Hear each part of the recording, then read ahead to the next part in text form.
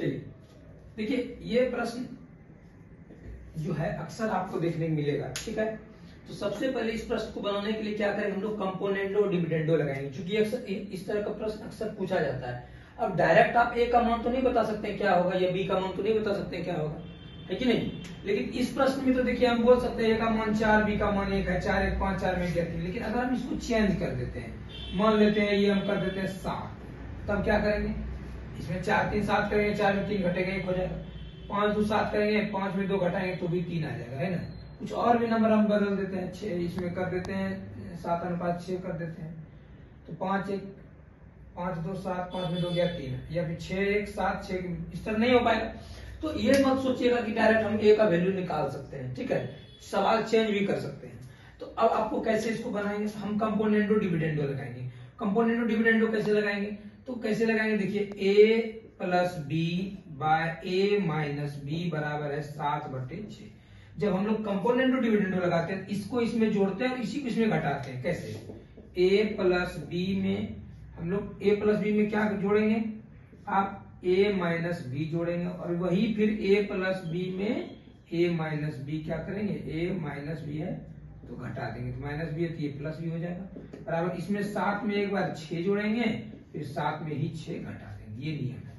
अब देखिए यहाँ से आपका क्या क्या कट गया, बी भी कट गया, यहाँ क्या बचा 2a बचा, यहाँ भी क्या क्या कटा, a कटा, क्या बचा 2b बचा, तो ये तो कट ही गया, a बाय b बचा ना, तो कितना बचा 13 बटे क्या बचा 7 में 6 गया 1। अब आराम से आप बना सकते हैं, इसमें 13, इसमें क्या रख सकते हैं 1 का मान क्या रखेंगे 13, यहाँ पर 13 रखेंगे, 13 का क्यूब प्लस 1, फिर यहाँ 13 का क्यूब माइनस 1। इससे ये पता चलता है कि हम लोग आराम से इससे निकाल सकते हैं कंपोनेंट। ऐसे सीरीज छोटा रहता है, बड़ा करके दे दिए हैं, ठीक है।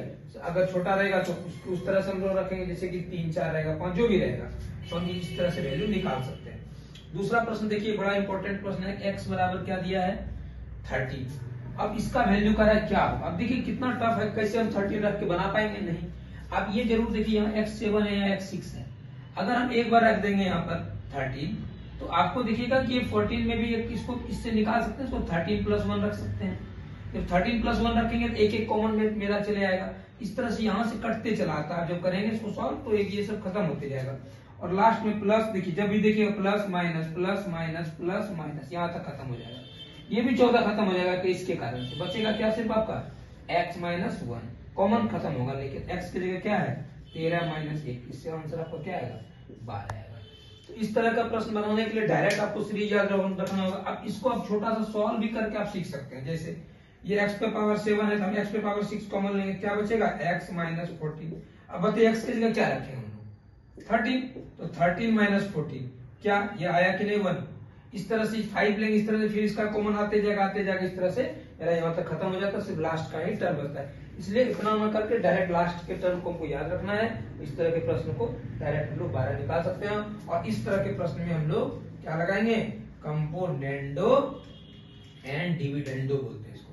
कंपोनेंडो डिविडेंडो लगाना पड़ेगा। कंपोनेंडो डिविडेंडो का रूल पता है आपको, जैसे a बाय बी बराबर आपका 3/4 है, तो हम बोल सकते हैं इसका a प्लस बी बटे a माइनस बी, ये होता है बराबर 4 जोड़ 3 + 4 बटे 3 - 4, ये होता है कंपोनेंडो डिविडेंडो, ठीक है। इस तरह से आपका जैसे यहाँ पर आ गया था क्या, a का वैल्यू 13 आ गया था, तो 13 का क्यों करेंगे, एक्चुअली ये बड़ा सीरीज आ गया, इतना बड़ा नहीं देता एग्जाम में, छोटा ही देता है, वो तो अपने मन से चेंज कर दिए थे। तो ये आप यहाँ पर रख सकते हैं, a का मान 13, b का मान 1, और a का मान 13, b का मान 1 रख के बना सकते हैं। 13 का क्यों थोड़ा सा 169 × 13 कर लीजिएगा, एक बार कीजिएगा, फिर इसमें तो खाली पुट करना है, ठीक है। ठीक है, इस तरह का और वीडियो देखने के लिए थोड़ा सा शेयर लाइक कर दें, और बहुत इंपॉर्टेंट सा वीडियो डेली आपको हमारे YouTube चैनल कैरियर जो भागलपुर पर मिलेगा। Thank you for watching.